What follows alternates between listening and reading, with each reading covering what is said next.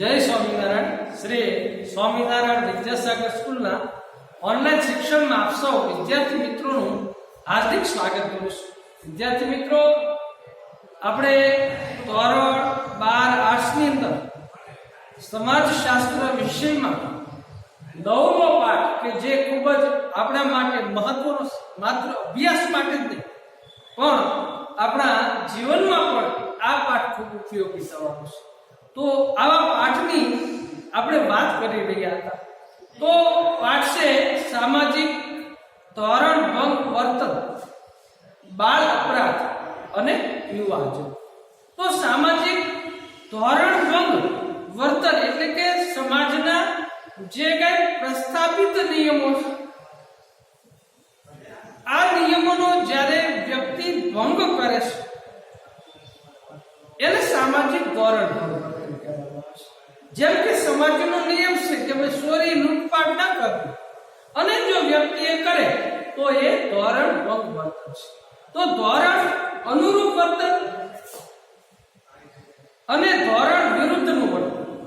અનુરૂપ એટલે કે અસારું, જે પુણ્ય મળે એવું કાર્ય કરે એને ધોરણ અનુરૂપ વર્તન કહેવામાં આવે છે. ધર્મ સાથે જોડી દેવામાં આવે છે. જેમ કે બીજા મદદ કરવી, દુઃખી માણસને મદદ કરવી, એ આપણી ફરજ છે, એ સમાજ અનુરૂપ વર્તન છે. તો એમની આપણે વાત કરી હતી. સામાજિક ધોરણ ભંગ વર્તનના લક્ષણો જોયા હતા કે સામાજિક ધોરણ ભંગ વર્તન એક વાસ્તવિક ઘટના છે. સામાજિક ધોરણ ભંગ વર્તન એ સાર્વત્રિક ઘટના છે. સામાજિક ધોરણ ભંગ વર્તન સાપેક્ષતા ધરાવશે, એટલે કે એક રાજ્યમાં એક કાયદો હોય છે. જેમ કે ગુજરાતની વાત કરીએ તો દારૂ પીવો કે દારૂ વેચવો એ ગુનો બને છે, જ્યારે રાજસ્થાનની અંદર દારૂ વેચવો કે દારૂ પીવું એ ગુનો બનતો નથી. તો એક જગ્યાએ એ પ્રતિબંધિત હોય છે તો બીજી જગ્યાએ છૂટછાટ મળેલી હોય છે. તો એને સાપેક્ષ વર્તન, સાપેક્ષતા ધરાવશે એવું કહી શકાય. સામાજિક ધોરણ ભંગ વર્તનનું વૈવિધ્ય હોય છે. સામાજિક ધોરણ ભંગ વર્તન અપેક્ષાઓથી વિરુદ્ધનું વર્તન છે. સામાજિક ધોરણ ભંગ વર્તન અનિચ્છનીય સામાજિક વર્તન છે, એમની આપણે વાત કરી. બાળ અપરાધની વાત કરી હતી કે વ્યક્તિ, બાળક 7 વર્ષથી મોટું હોય અને 18 વર્ષથી નાનું, એ બાળક જો કોઈ અપરાધ કરે તો એમને બાળ અપરાધ તરીકે ઓળખવામાં આવે છે. 7 વર્ષથી નાનું બાળક કોઈ પણ અપરાધ કરે તો એને અપરાધી કહેવામાં આવતું નથી. પણ 7 વર્ષથી મોટું હોય અને 18 વર્ષ સુધીનું બાળક જો અપરાધ કરે છે તો એને બાળ અપરાધ કહેવામાં આવે છે. 18 વર્ષથી મોટા જે વ્યક્તિ અપરાધ કરે છે તો એ અપરાધી કહેવામાં આવે છે. અને એના માટે કોર્ટ અલગ હોય છે, જેલો અલગ હોય છે, જ્યારે 18 વર્ષથી નાના બાળકો માટે બાળ અદાલત આવેલી હોય છે. તો આપણે એમની વાત કરતા હતા કે બાળ અપરાધ, બાળક જન્મથી તો અપરાધી હોતું નથી, તો અપરાધી કઈ રીતે બને છે? તો એના આપણે કારણો જોતા હતા. એમાં સામાજિક અને આર્થિક કારણોમાં પેલું કુટુંબ જોયું હતું કે કુટુંબની અંદર જ્યારે બાળકનું ખામી ભર્યું સમાજીકરણ થાય છે ત્યારે બાળક અપરાધી બને છે. આપ સૌ જાણીએ છીએ કે આજે સંયુક્ત કુટુંબમાંથી વિભક્ત કુટુંબો વધતા જાય છે. આજે ભારતની વાત કરીએ તો 2011 મુજબ 19% લોકો છે એ માત્ર સંયુક્ત કુટુંબમાં રહેતા હતા, જ્યારે 81% લોકો છે એ વિભક્ત કુટુંબ એટલે કે પતિ પત્ની અને પોતાના અપરિણિત બાળકો સાથે રહેતા હોય અને વિભક્ત કુટુંબ. તો 81% લોકો વિભક્ત કુટુંબમાં રહેતા હતા. એટલે બાળકનું જે સમાજીકરણ થવું જોઈએ એક સમાજીકરણ ખામી ભર્યું થાય છે. બીજી આપણે કુટુંબની વાત કરી કે આજના સમયની અંદર સ્ત્રીઓ શિક્ષિત બની, જે પહેલા લગ્ન બાદ પડ્યું પાનું નિભાવી લેવાની જે ભાવના એની જગ્યાએ આજે સ્ત્રી પોતે શિક્ષિત બની વ્યવસાયમાં જોડે, એટલે આજે સુખી દાંપત્ય જીવન હોય તો એનો છૂટાછેડાથી અંત લાવી શકાય છે. હવે જ્યારે પતિ પત્નીના છૂટાછેડા થાય છે ત્યારે બાળક કોઈ એક સાથે રહેશે, એટલે કે જો માતા સાથે રહે તો એને પિતાનો પ્રેમ પ્રાપ્ત થતો નથી, અને જો પિતા સાથે રહે તો એને માતાનો પ્રેમ મળતો નથી. એટલે આવા કુટુંબોમાં આવું બાળક છે એ પણ ધીમે ધીમે ઘરથી બહાર વધારે રહેવાનું પસંદ કરે છે અને અપરાધી પ્રવૃત્તિ તરફ જાય છે. ઘણા ભગ્ન કુટુંબો જેમાં પતિ પત્નીમાંથી કોઈ એક મૃત્યુ પામી જાય છે ત્યારે બાળકને જે પ્રેમ, લાગણી અને હૂંફ મળવી જોઈએ એ પ્રાપ્ત થતી નથી. ત્યારે પણ બાળક છે એ ઘરની બહાર વધારે સમય વિતાવે છે અને જો યોગ્ય મિત્ર ન મળે તો એ અપરાધી પ્રવૃત્તિ તરફ જાય છે. તો આ કુટુંબની વાત કરી હતી. શાળા, ઘણી વખત શાળાના એવા કડક નિયમો હોય તો બાળક એ પલાયનવાદી વૃત્તિ ધરાવે છે, એ નિયમોનું પાલન કરી શકતું નથી અને આ કડક નિયમોને કારણે બાળક શાળાએ આવવાનું પસંદ કરતું નથી. ઘરેથી તો શાળાએ જવા માટે નીકળી જાય છે પણ એ અધવશ્ય એટલે કે શાળાએ પહોંચતો નથી અને એ શાળાનો સમય છે બહાર આટા માર્યા કરે છે. અને જો બહાર એને કોઈ એવી વ્યક્તિ સાથે મિત્રતા થઈ જાય કે જે અપરાધી પ્રવૃત્તિ ધરાવતી હોય તો બાળક અપરાધી બની જાય છે. ત્રીજું, અસમવયસ્ક જૂથ. મિત્રોની અસર બાળકો પર ખૂબ ઉઘેરી હોય છે. ઘણી બધી એવી વાતો છે કે જે માતા પિતા કે શિક્ષકોને આપણે કહી શકતા નથી, એ વાતો આપણે બધી મિત્રો સાથે કરતા હોઈએ છીએ. જો સારા મિત્રો ન મળે, યોગ્ય વાતાવરણ ન મળે તો એ બાળક અપરાધી પ્રવૃત્તિ તરફ જાય છે. અને સમૂહ માધ્યમો, આજના યુગમાં internet, mobile phone, computer, television, આ બધા જે સમૂહ માધ્યમો છે એમાં જે દર્શાવવામાં આવશે, જે સિરિયલો અને ફિલ્મો દર્શાવવામાં આવે છે એમાં ઘણી હકારાત્મક અને નકારાત્મક બાબતો હોય છે. તો નકારાત્મક બાબતો જો બાળક લઈ અને શીખે તો પણ બાળક એ અપરાધી પ્રવૃત્તિ તરફ જાય છે. પાંચમું છે શહેરી વાતાવરણ. તો જોઈએ આપણે શહેરી વાતાવરણ કેટલેક અંશે બાળકોના અપરાધી વર્તનને ઉત્તેજન પૂરું પાડે છે. આપણે પહેલા તાસમાં વાત કરી કે ભાઈ જો ગામડું હોય તો મોઢાના સંબંધો હોય, લોકો એકબીજાને ઓળખતા હોય, એટલે બાળક એકબીજાને ઓળખતું હોવાથી બાળકને બીજા લોકો ઓળખતા હોય, ગામના લોકો ઓળખતા હોય, એના માતા પિતાને ઓળખતા હોય, એટલે મોઢાના સંપર્કોને કારણે આબરૂ જવાની બીકે વ્યક્તિ છે અપરાધી પ્રવૃત્તિ તરફ જતું નથી. જ્યારે શહેરી વિસ્તારમાં વસ્તીનું કદ વધારે હોય, વિસ્તાર ખૂબ મોટો હોય, એટલે બાળક એક સોસાયટીમાંથી બીજી સોસાયટીમાં જાય છે ત્યાં એને કોઈ ઓળખતું હોતું નથી. જેમ કે આપણે અહીંયા રહીએ અને સુભાષનગર કે આનંદનગર કે ખેડૂતવાસમાં જઈએ તો ત્યાં આપણને કોઈ ઓળખતું ના હોય, તો ત્યાં જઈને અપરાધી પ્રવૃત્તિ કરે, એટલે કે પોતાના અપરાધને એ છુપાવી શકે છે. શહેરોમાં અપરાધ છુપાવી શકાય છે એટલે બાળક શહેરી વિસ્તારમાં વધારે અપરાધી બનતું હોય છે. તો શહેરી વાતાવરણ કેટલેક અંશે બાળકોના અપરાધી વર્તનને ઉત્તેજન પૂરું પાડે છે.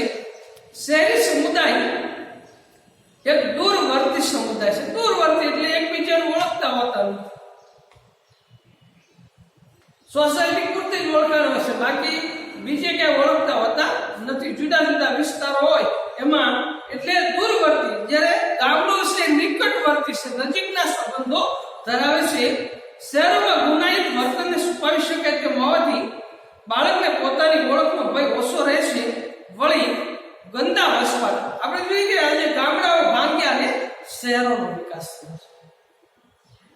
લોકો રોજગારી મેળવવા માટે, આપ સૌ જાણીએ છીએ કે આજે ખેતીનું ટુકડામાં વિભાજન, વસ્તી સતત વધતી જાય છે.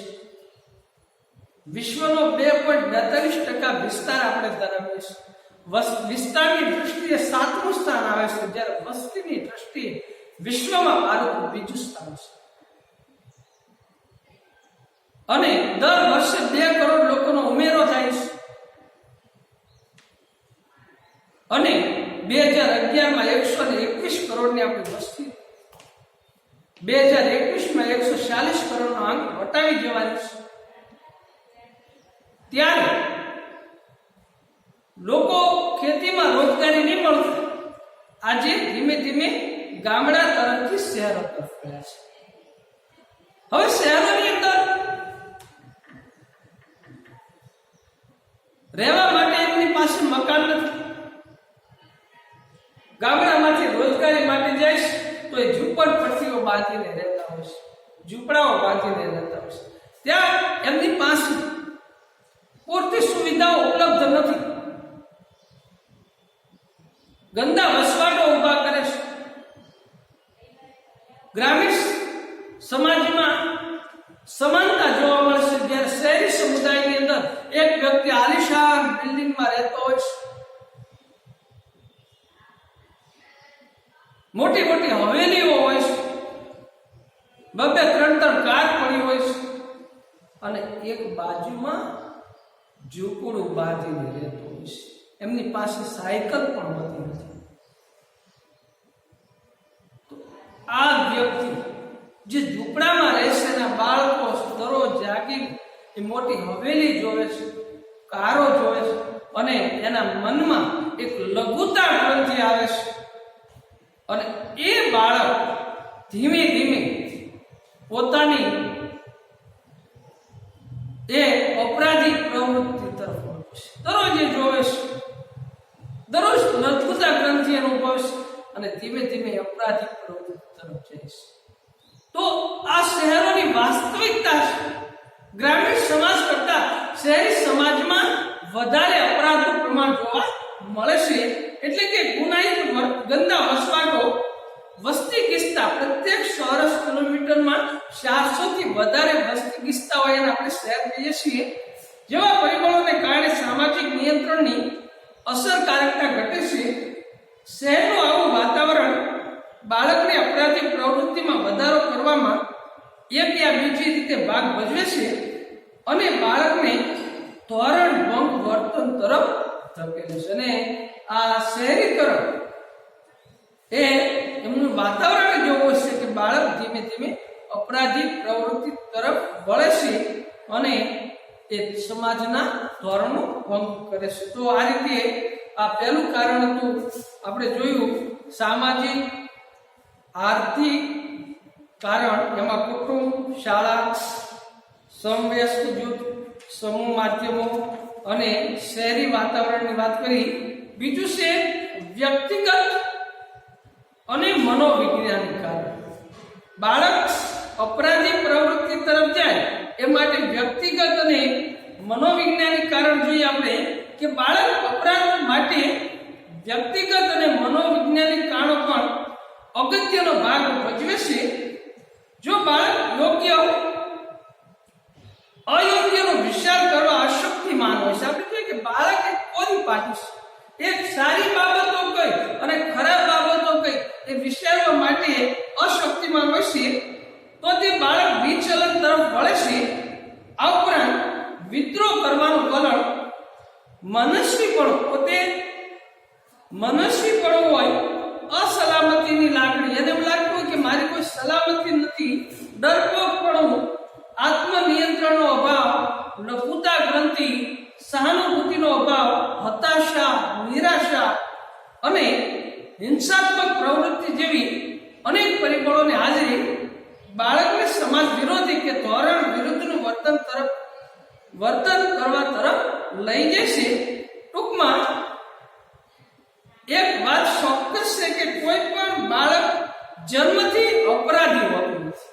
આપણે પહેલા જ વાત કરી કે ભાઈ જન્મે છે ત્યારથી કોઈ અપરાધી હોતું નથી, પણ એનું જ્યારે ખામી ભર્યું સમાજીકરણ થાય છે ત્યારે તે બાળક અપરાધી બને છે. પરંતુ તે બાળકની આજુબાજુનું વાતાવરણ અને વ્યક્તિમત્તાજન્ય પરિબળો તેને અપરાધી બનાવવા અને ધોરણભંગ વર્તન કરવામાં અગત્યની ભૂમિકા ભજવતા હોય છે. આથી એમ કહી શકાય કે વ્યક્તિત્વ એ સંસ્કૃતિની સીપમાં પાકતું નથી. વ્યક્તિત્વ એ સંસ્કૃતિની સીપમાં પાકતું નથી. આપણી ભારતીય સંસ્કૃતિ એવી છે કે જે વ્યક્તિને અપરાધી બનતા અટકાવે છે, જે ધર્મ તરફ લઈ જાય છે, પ્રકૃતિ પૂજા તરફ લઈ જાય છે અને એકબીજાની લાગણી ભાવના તરફ એ લઈ જાય છે. તો એથી જ સંસ્કૃતિને બસાવવી, સંસ્કૃતિની જાળવણી કરવી એ આપણી નૈતિક ફરજ રહેલી છે. આ ઉપયુક્ત પરિબળો બાળકના સામાજિક અને માનસિક વિકાસ પર અસર કરતા હોય છે. આ પરિબળોમાંથી કોઈ એક પરિબળની ઉણપ ઊભી થાય તો તેની સીધી અસર બાળકના વર્તન પર થાય છે, જે તેને વિચલન કરવા પ્રેરે છે. તો આ રીતે બાળકના સામાજિક અને માનસિક વિકાસ ઉપર આ બધા પરિબળો અસર કરતા હોય છે, જેમાં કુટુંબ, શાળા, સમવયસ્ક જૂથ અને સંસાર માધ્યમો, શહેરી વાતાવરણ, આ બધા પરિબળો એ માનસિક વિકાસ પર અસર કરતા હોય છે.